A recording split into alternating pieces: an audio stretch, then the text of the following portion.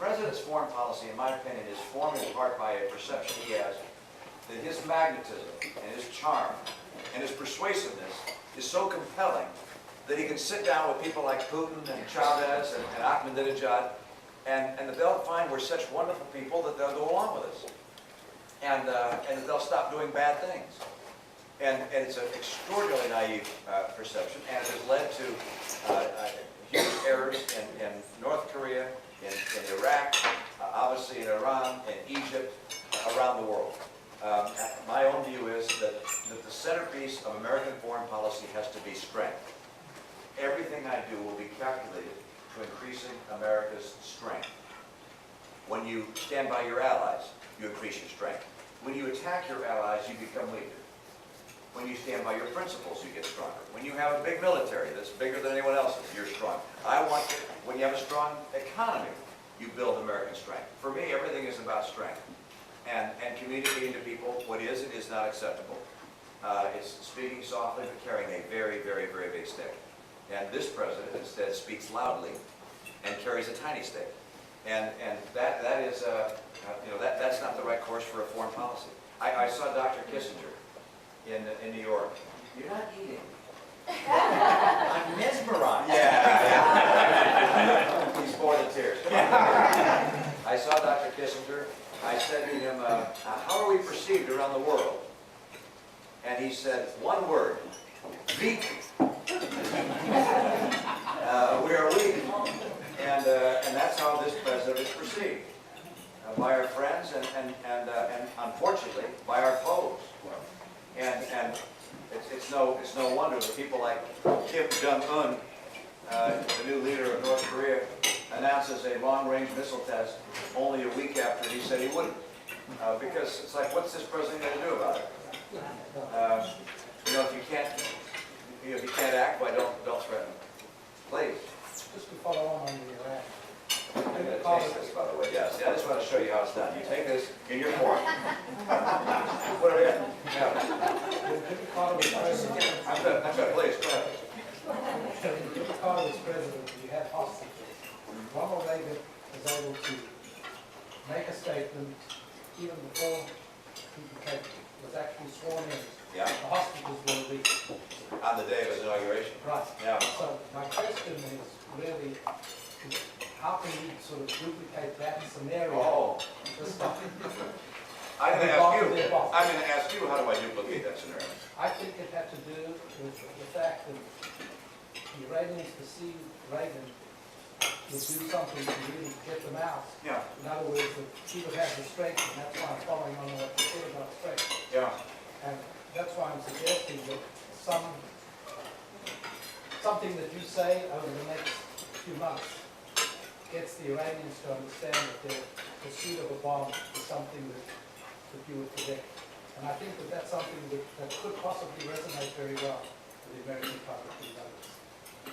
I appreciate the idea. I can't. One of the things that's frustrating to me is that in a typical day like this, when I do 3 or 4 events like this, the number of foreign policy questions I get are between 0 and 1. And the American people are not concentrated at all upon China, on Russia, Iran, Iraq.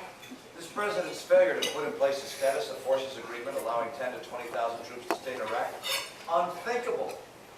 And yet, in that election, in the Jimmy Carter election, the fact that we had hostages in Iran, I mean, that was all we talked about. And we had the 2 helicopters crash in the desert. I mean, that was the focus. And so him solving that made all the difference in the world. I'm afraid today, if you said we got Iran to agree to stand down and use their weapon, they go, hold on. It's really, but by the way, if something of that nature presents itself, I will work to find a way to take advantage of the opportunity. Please. Yes. But that's your lucky night. More foreign policy. Yes. You're married. We did, actually, the first time you were in Jerusalem, and we appreciate you being there. How do you think that the Palestinian problem can be solved, and what are you going to do about it? I'm torn by 2 perspectives in this regard. One is the one which I've had for some time, which is that the Palestinians have no interest whatsoever in establishing peace, and that the pathway to peace is almost unthinkable to accomplish. Now, why do I say that? Some might say, well, just let the Palestinians have the West Bank and have security and set up a separate nation for the Palestinians. And then come a couple of thorny questions. And I don't have a map here to look at the geography, but the border between Israel and the West Bank is obviously right there, right next to Tel Aviv, which is the financial capital, the industrial capital of Israel, the center of Israel. It's what the border would be, maybe 7 miles from Tel Aviv to what would be the West Bank. 9 miles. Okay, I came close. 9 miles. The challenge is the other side of the West Bank. Don't go head to head. Yeah. The other side of the West Bank. The other side of what would be this new Palestinian state would either be Syria at one point or Jordan. And of course the Iranians would want to do through the West Bank exactly what they did through Lebanon, what they did in Gaza, which is the Iranians would want to bring missiles and armament into the West Bank and potentially threaten Israel. So Israel, of course, would have to say, that can't happen. We've got to keep the Iranians from bringing weaponry into the West Bank. Well, that means that who? The Israelis are going to patrol the border between Jordan, Syria, and this new Palestinian nation? Well, the Palestinians would say, no way. We're an independent country. You can't guard our border with other Arab nations. And then how about the airport? How about flying into this Palestinian nation? Are we going to allow military aircraft to come in? And weaponry to come in? And if not, who's going to keep it from coming in? Well, the Israelis. Well, the Palestinians are going to say, we're not an independent nation if Israel is able to come in and tell us what can land at our airport. These are problems that are very hard to solve, all right? And I look at the Palestinians not wanting to see peace anyway, for political purposes, committed to the destruction and elimination of Israel, and these thorny issues, and I say, there's just no way.